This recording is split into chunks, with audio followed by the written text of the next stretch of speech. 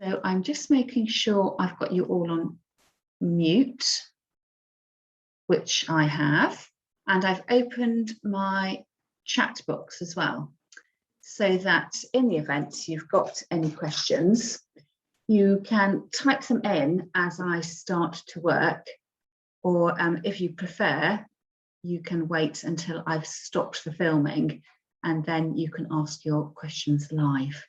So there's a possibility we might be joined by two others this morning, one of whom is a birthday girl, and I know others have sent their apologies because it's summer holidays and they're winging their way, or perhaps not winging their way, driving their way down to holiday destinations. So that could be something for them to catch up with later. So normally at this point in the class, I will tell you what we did and remind you what we did last week. And I normally hold up what we've made, but if you remember, we made a tied posy. And I don't know how you got on with your posy. I showed you two methods. One was the traditional hand-tied posy method where we picked and twisted. And the other one, which actually I really enjoyed doing, and I don't know whether you tried it, was where I laid all the materials out in front of me and then I did the scoop and then tied, and then wrapped those up using cellophane and brown paper. Well, I used yellow paper so that they were ready to give as a hostess gift, or if you wanted to take a little bit of your garden with you to your holiday home, that you could have, your flowers would be arriving alive. So I hope you've enjoyed that. Before we go much further, could you just give me a wave to make sure you can hear me okay? Yes, brilliant, brilliant, brilliant. And at this point as well, I normally sort of give you a teaser for what we're going to do next week. And I can't show you what we're going to be doing next week. I've called it Floral Sushi. And a bit like today's project, which it's sort of on a sort of crafting project, but a great activity. If you find, like with our great British summers, there's always a day when it just chucks it down with rain. And today's project and next week's project would be quite nice activities that you could do with other family members, so have your own ready, steady flower range competition. So we're going to be making floral sushi. Basically, what that means is tiny blocks of flower foam, so that if you've got any leftover bits of flower foam, that you can use those. I'll probably be using a big block of flower foam and cutting it down into chunks. We're then going to wrap the foam up so it doesn't leak everywhere, and then decorate it. So we're going to end up with mini sort of standalone flower arrangements, which you could use as place settings. If you were having people round, you could decorate your table and make it look really fancy and have a table, little decoration for each person, or you could group them together as a sort of centerpiece with a big candle in the middle. And perhaps when your guests go home, you could invite them to take a little bit of their arrangement home with them. So I can see we've got some last minute arrivals, so welcome. You did give me a shock there with the name that you've got, but I will say happy birthday, and we'll send you our happy birthday wishes when we chat live in the class. It's lovely that you've made time for us on your special day. So what are we going to be making today? Well, the inspiration, I'm going to show you 3 projects today, and the inspiration for the first project, keeping in mind our staycation vibes, are these stones which I've picked up from the beach. They are pieces of chalk with holes that go right the way through the middle. And they've got a special name, these stones, which I can't remember. Perhaps we'll have to do a bit of Googling after class and find out what they are. This one's broken a little bit because I've kept it in my chalk pot with my wet cloth for wiping chalk off our chalkboard at home. I think they might be called witches' stones. I'm not quite sure, but I quite like using these. Use them as little natural flower frogs. So I've got I think it's an old Nutella jar, and if you size it just right, you can get the stone to balance over the top, and then you've got a place for putting in your flowers. So you could go single stem, and that will just hold upright with your flower, or you could be more adventurous, and of course you could put more holes into your stone that we're going to be making than just the one, and use it as a conventional flower frog. So that is the plan for today. I'm going to show you how to make a flower frog that looks like a stone, a work of art I want to think about really. I'm going to show you how you could use the air drying clay, because that's our medium for today, to actually make a semi-permanent arrangement with some flowers in that will dry. So I've specifically chosen flowers that will hold up well. In fact, I've got flowers in front of me. These ones actually dried and these ones are fresh. And then the last project I'm going to show you is making a little tile. So you could make this tile and use it as a coaster, use it as something just decorative, or if you're really proud of your work, you could put one of those sticky hooks on the back and actually hang it on your wall. And this is where I'm going to be slightly adventurous, because you know that I do love to throw a spoiler into the works and suggest you bring something to class that I didn't ever mention before. And I'm going to be using some food colouring to see whether I can colour up my clay to make a different colour, a bit like you would if you were using fondant icing. So we'll have to see how that goes. So the main ingredient today is air drying clay. You can see that I've used some of my clay already, and I've put it back into a Ziploc bag. So if you're not going to use all of your clay in one project, you will need to seal it up, otherwise it will dry out and you won't be able to use it. So this block here, how heavy is it? 500 grams. My block is 500 grams, and I think the link I've dropped down into the Facebook group Flowers Start World was to a 1 kilo pack. So just like everything you buy online, you just need to check you are actually buying what you're thinking of buying. And it's a bit like plasticine. And I think today's project is on the, I did say this morning, one of my Facebook lives, if we're thinking about flower arranging here and crafting here, today's project is definitely going over to the crafting side of things, but there's always a little flower element in there as well. So I'm taking an old table knife and I'm slicing off a piece of clay. How much clay do you need? It's a bit difficult to say. Now I'm slicing off a bit that is about 2 centimeters wide, and this is going to be quite a tactile activity. You know, perhaps you could use this piece of clay as a little stress ball. So those of you who are calling in during your lunch hour, this may be a good project for you when you've had a difficult phone call to deal with, or your boss is making you rather tense. But what you will need to do, if you're used to using, cooking with marzipan or using fondant icing, or you can remember those days when you used to play with plasticine and Play-Doh, you need to warm it up in your hands and get it, to become a little bit more elastic, in order that you can then shape it into what you want to use it for. I did think as well, it's a little bit like making scones. Sometimes when you make scones, you get some of them that rise and just absolutely beautiful. This doesn't rise, it stays the same shape, but with no cracks. And then by the end of your batch, you've got cracks everywhere. So you just need to keep having a look at your clay and thinking, does that look nice, a nice smooth doughy consistency, or have I got lots of cracks in it? So the more you work it, the less likelihood that you've got cracks. But because it is air drying clay, you may get some cracks once your project is finished, but then you just tell your friends, family and admirers of your handiwork that was the whole intention, that you've got a little hairline crack running through. So just bear with it. So you can see today, rather unusually, I've got an apron on, and I don't know whether you can tell from my hands that it's leaving a little bit of a residue on my hands. So I have got a cloth next to me. And of course, if you're working in your kitchen or your utility room, you'll have access to a tap, so you can clean your hands as and when you need to. So what we're doing here, it isn't difficult. Like loads of these projects I do, they're not difficult. But the thing you need to do when you make, just think about with your flower frog, you can either just make a flower frog of the size that pleases you, or if you want it to fit over a specific vase, or like me, I've got this little Nutella jar, or I've got this little sort of milk bottle style jar. If you wanted to fit something specific, you'll need to make sure that as you knead your clay, flatten it and shape it, it is actually going to rest on top of your jar and isn't going to fall through it. So a quick and easy start here, that I will start rubbing this round. I think probably I don't need the camera for this bit. We will bring the overhead camera in for the next project. You need to, go back to primary school and make a nice circle. And the idea here is I wanted to create something that looked quite organic, quite natural, and quite pebble shaped. So I'm going for a nice rounded shape. If you wanted to make something that was square or something decidedly flat, or you wanted to get something perfectly round, you can adapt and change the techniques a little bit.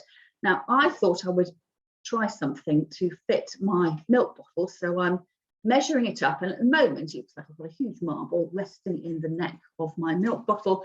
I realise that I've got white clay which isn't showing up so well against my background, but I have got a protective mat down here, and you'll be able to see more closely what I'm doing. So I have, you could spend ages manipulating this, but you don't want to watch me rolling clay in my hands. And if I don't know if you can see, but I have got some little cracks in there a little bit. So if I was, when I make and create afterwards, I may well mush this one back down again and spend a little bit more time trying to get rid of all those cracks. So I know it's approximately the size that I wanted. And what I'm going to do now is very gently squash it. Now, I don't want this to be really, really flat, because I wanted to get that natural, I've just found this conveniently sized pebble at the beach, which just happens to have a hole in a perfect position. So I'm going to give it a little squash, but I want to keep that sort of rounded profile. So it does look like a pebble that I might have found at the beach, and it does rest on top of my jar. And if you're making it for a specific container and you think, well, actually, it just looks, as if it's, the shape of a body with a very small head, you can, of course, add more clay, take away some clay, and get it to the size that you think looks really appealing. So like lots of the flower arranging projects I do, lots of the craft side of things, this isn't a competition, it's not a race, this is going to be a very tactile experience, and really sort of building into that well-being activity that we know that, getting lost in flowers, craft, being creative is really good for our mind, body and spirit, because it just means you have to concentrate and really get involved in what you're doing. And the rest of the world can keep going crazy, but we are here just in that moment. We've got to be creative, just to be in the moment and enjoying a more tactile experience, and perhaps even sparking memories of when we had happy times at primary school doing these sort of projects. Now, what I will do here, because I think you're not going to see properly what I'm doing, I'm too pale in the camera there, so I will bring the second camera over the top, and I will show you how I'm going to make a hole in the top. I mean, if you wanted to, you could just push your finger down, or you could get your pair of scissors and skewer your way down, or you could, use a wooden spoon or an apple corer or something like that. But I have found in my kitchen drawer a little implement, and I'm just wondering whether you might have something similar in your drawer. Perhaps if you're a cake maker and a decorator, you might do. It's just a matter of finding something that you can just make a nice big hole in the middle of your container. So bear with me a moment where I scrape, I always say this every week, as I scrape my kitchen stool across the kitchen floor, and I'll bring in that second camera, and then you'll be able to see against my cutting board here, because the clay is messy. I've actually got an old cutting board in front of me, and I've got some grease-proof paper as well, just to protect my surface. So again, those things are entirely up to you. I didn't want to spend the rest of the afternoon scraping clay off my kitchen table, a bit like when you've made pastry. You do that when you get your palette knife and you scrape it all to one side. So I'm just trying to do a little bit of protective work in order that it's a really easy cleanup afterwards. So let's bring that camera on. So this is the cutting board I've got, just a cheap mat that we use for crafts. We used to use it in the kitchen, and a piece of greaseproof paper. So I'll put the greaseproof paper on top. I've got my nicely worked pebble, and then that's my little jar there, so it fits nicely on the top. So what am I going to make the hole with? Well, I have found the nozzle for a piping bag. So it's got a small hole that end, a smallish hole that end, and a larger hole that end. And I thought I would just push that through to make a hole. But going back to my inspiration pebble, the hole there isn't directly in the middle. So again, this is personal choice. Do you want to aim for the middle, or do you want to have a little bit offset? And I do think with things that have been home crafted, I would tend to go a little bit offset, because it looks more natural. I think if you try and be too precise about hitting dead center, if you haven't got an evenly sized lump of clay, it can sometimes look a little bit weird. So I'm going to purposely try and go off center and then push throughout the way down. So here we go. push, push, push. So it's flattening my clay out a little bit. Even that looks like a little modern work of art there, doesn't it? Perhaps I should leave it like that and sell it to the Tate. And then a little squeeze out. And then push. Last time I did this, this little bit ended up still inside the nozzle. So hopefully it'll come out quite smoothly. And then you can decide, you can see here that it's left a little bit of cracking as I've moved the clay. So you've got options here. Number one, you leave it natural. Or number two, you could try and smooth it out. So off to the side, oops, behind me, I've got a glass of water. So you could smooth and rub a little bit if you wanted to try and blend out some of those cracks and doing that. But it's entirely up to you whether you're an absolute perfectionist or whether you want to just take your crafting as it comes. The only thing I would think about just trying to neaten things off is just where you've got, this is where not having long nails is quite good. I'm just going to sort of blend out the edge there where I cut down, and you can see here, I'm just going to run my little finger around just to smooth out the edges. As neat as it could be. So that would be, at its very simplest, my version of a seaside pebble that just happens to have a hole in it, which I can use as a flower frog.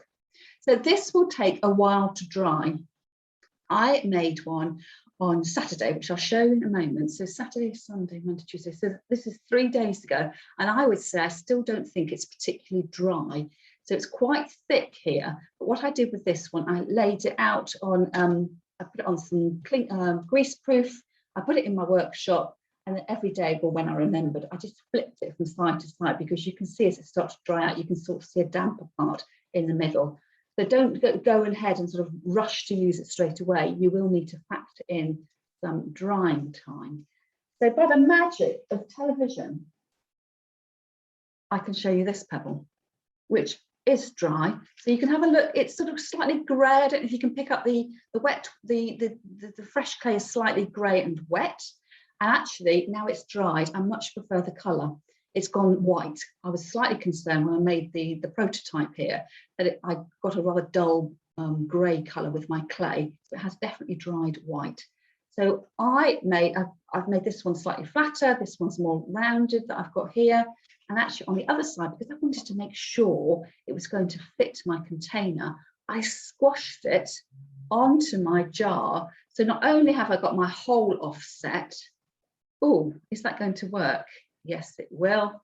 But I have designed it so that it hangs over the edge of the container. And again, just to sort of give it that designer element, that by the magic, actually when I tip that around, it's going to fall off. It's off to one side, just offset a little bit. So when you're crafting, you've got all the options in the world. I could have designed this one much wider so it looked like a lid, but I have tried to go for that pebble with the offset hole, and then I've made that groove and it will sit on the edge there. And then all you would need to do then would be to add a flower. So I've got these, I've gone for, well, I've called it wildflowers and clay. I wasn't able to go out and pick any particularly wildflowers, but of course you shouldn't really be picking wildflowers unless you happen to have them growing in your garden. But I've gone for a very simple looking flower that gives you that illusion of it being wild, and just to encourage you not to put off your flower arranging, because you don't need to go out and buy loads and loads of flowers to create a really pretty arrangement. It may be that you've just got one beautiful flower. This is a Japanese anemone. You don't need, and it could be a handful of weeds that you were putting in a vase, and it's just how you put them together makes it a really lovely designer effect. So that is project number 1, and I will take some photographs of that so you can see more clearly what I mean. But that is with the groove at the bottom, because I wanted to balance that over the edge of my container. Now, the next project I'm going to show you is I'm going to get my rolling pin out and do something that it is very flat, and I'm going to use my flowers, particularly my dried flowers, to make an impression in the top surface of the clay. So I will just clear away and we'll move on to that next project. So I can reuse that bit of clay.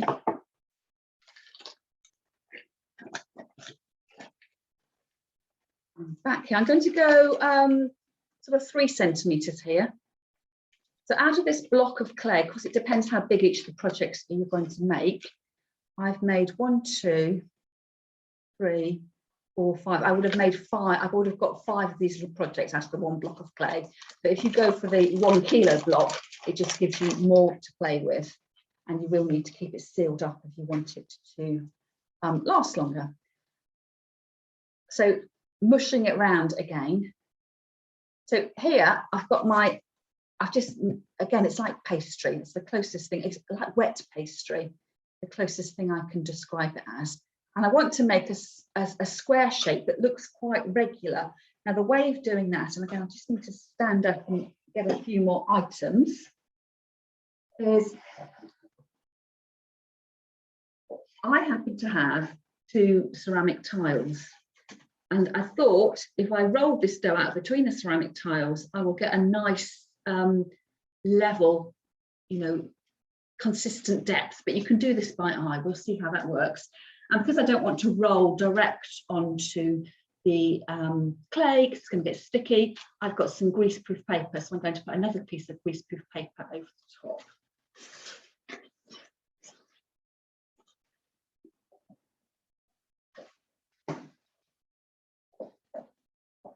Here we go, over the top, and then with my white. I'm conscious now, I hope you can see okay, that everything I've got today is white, which probably isn't very good with, in terms of seeing, but I will put photographs in, so if anything you can't see properly, let me know. So part of the reason as I say, I'm putting the clay between the blocks, because my rolling pin is resting on the 2 outer tiles, it means I get, you know, consistent depth. But if you're, you know, if you're used to rolling out pastry, you'll probably be able to do all this by eye, and you'll get a nice level piece. And of course, it doesn't have to be absolutely straight, absolutely square. Of course, you wanted it perfect, you would buy something that was made in a factory. So there I've got, you know, a flattish piece there. It feels really lovely and silky and smooth. I'm going to put my rolling pin in my compost bin to stop it rolling around.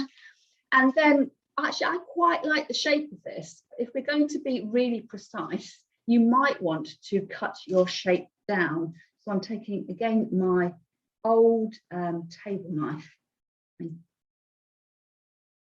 cutting off the edges. I'm again just doing this by eye. If you want to be really precise, you could measure up like that, and then I reckon I can just go there and there to give me this little square disc. And you might want to do something circular. Perhaps you might want to use some pastry cutters and cut a nice circle out. And then with the excess, I will mush it up into a ball, put it back in my packet, and that will be ready to use for the last project I'll show you. I'll just move those out of the way. And if you need to, can you see here that where I've cut the clay, it's a little bit jaggedy at the top. So again, you can either go back in and try and neaten that up like that, or lift up your greaseproof and sort of bat it with your knife at the side. You might want to try that. You might get a bit sticky.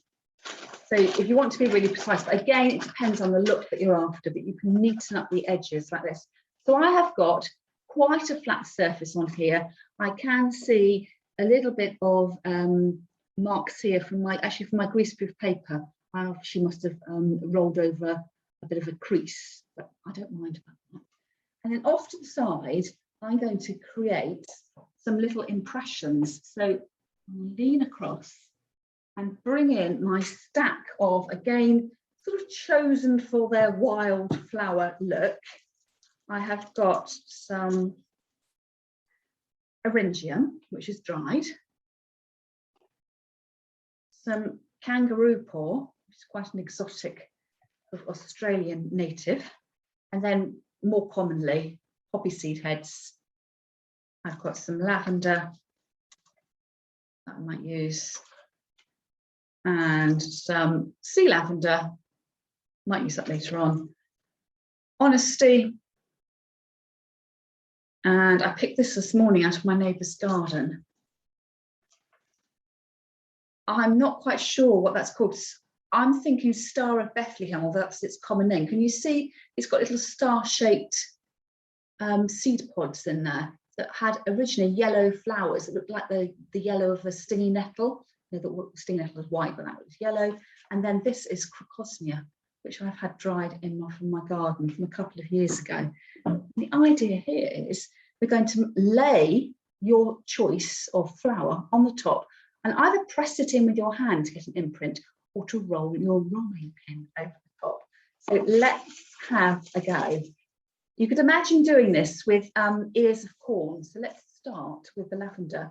So you may get lucky, and if you live in the countryside, you may get there before the farmer gets there, and perhaps you'll be able to take one ear of corn. I could lay that on there like that, lean across for my grease with paper, make a sandwich, and gently, because I don't want to squash that shape, roll over it like that. Lift up the greaseproof. You've then got one bit of squashed lavender that's left a lovely imprint, and that's also left a little bit of the lavender seed, the heads of the lavender in there. I'm not worried about that because I know that as the clay dries, it will shrink a little bit and these bits of lavender will fall out. And I know that I'm going to sort of toss it over from side to side, flip it over, I should say, from side to side, and I will be able to hoik these bits out. You can imagine doing that. If I took my stem end here, you could laboriously go through and pick out all the little bits of flower. So don't worry if you think you have got too much left at the edge there. And then it's your creativity, really. So I've got the seed head here. I'm not going to do the same thing with the poppy seed head because it's just going to be too huge. But, you know, perhaps I could use it. It's about like mark making or printing. I could create a little flower head outline like that, which is a tiny little edge there. I don't know whether you can see the outline there. And then you can, you know, do as much or as little as you like and start experimenting with some of the flowers that you've got. So you're looking for things that have got lots of texture that you can add in.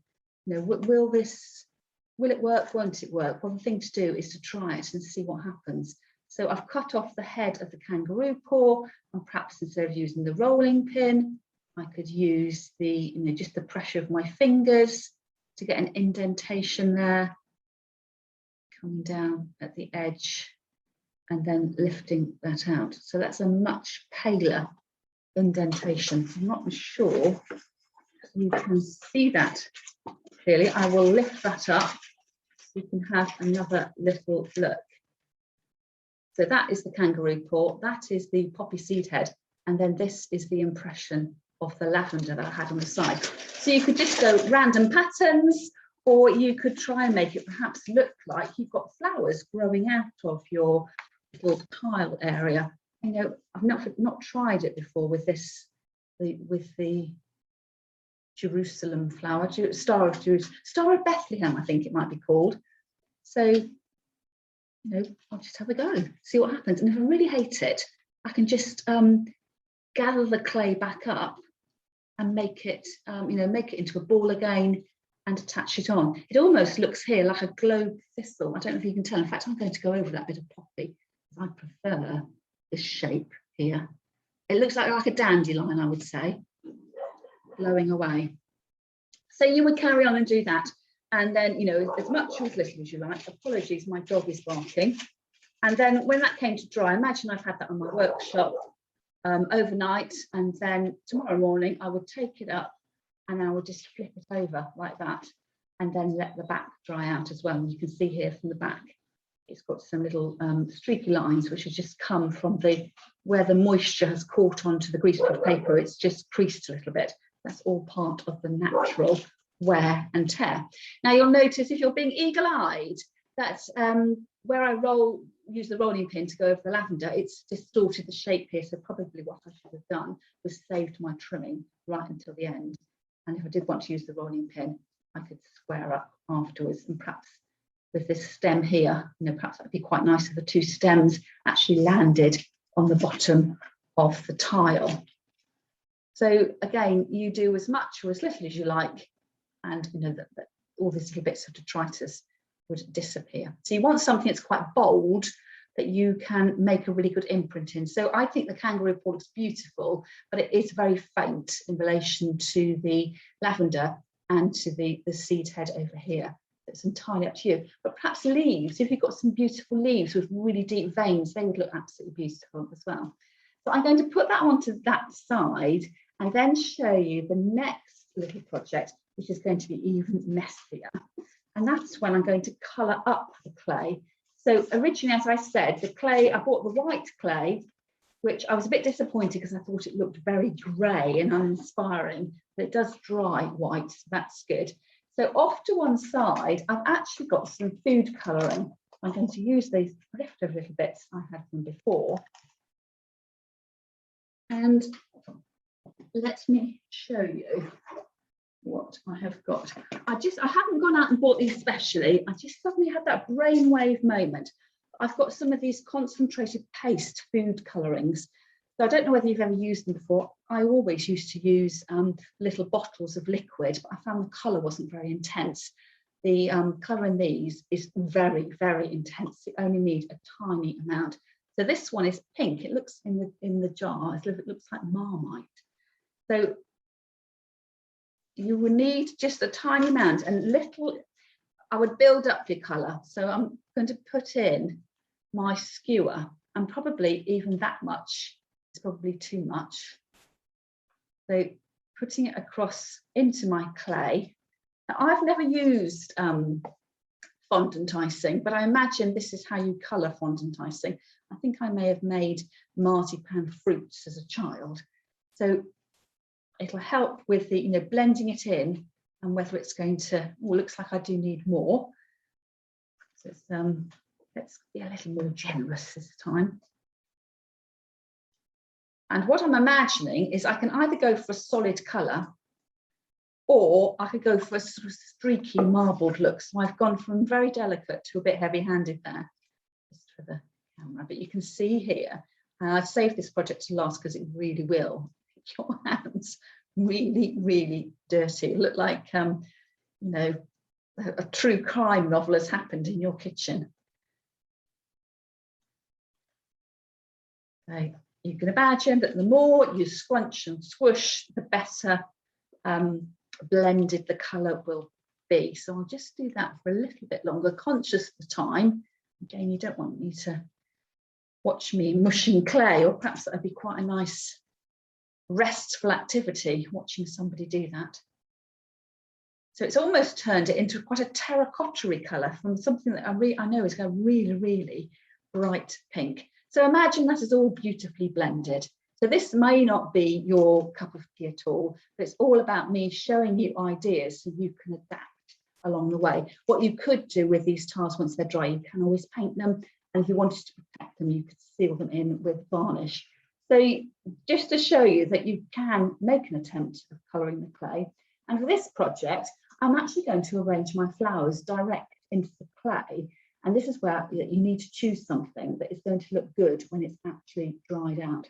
So I've got my little plinth here, because I went really round and mounded with my first project, flat with my second. I'm going to do a combination of the two, so keeping it round in shape, but I'm going to go for a much flatter profile. So then I'm just using the heel of my hand to do it. If you wanted to use a rolling pin, you could. So I've got myself a nice rounded mould. It's got some cracking around the edge, and again, if you want to, you can do more of the manipulating with your hand, or try and smooth that out with your fingers. So it's entirely up to you. And then to add the flowers. So I have done one of these already, which I'll show you in a moment. And I've used some grass that I picked. I'm going to use some of my lavender and some of my Eryngium. I thought that would be quite nice. And possibly some of my sea lavender. We'll have to wait and see. So here you could just put in your stalks and just have it random. I'm imagining this is going to be like a paperweight, or to sit on your mantelpiece as a little, you know, object, or, you know, if you've got a sort of collection of candles on your mantelpiece and you want to have something else tall with it. So I cut my stems and I push them in. So I'm not going right the way through to the bottom, but you need to be reasonably mindful of the fact if you've got something really tall and heavy in a tiny depth of clay, it's not going to hold up. You may find your stems start to wobble a bit, in which case you might want more clay to give yourself a more solid base. So it is quite light and airy and delicate. I'm going to go for a little offset bunch of lavender. So I'm varying the height just because I can. I'm not overthinking it. You could spend hours making a little miniature display here. So I've got 4 pieces there. We don't like even numbers in flower arranging, but to heck with that. And then to sort of visually weight that, I could put my little Eryngium thistle at the bottom. And do I want some more? Well, let's have a go. I've got that little piece left over there. Might come a bit lower.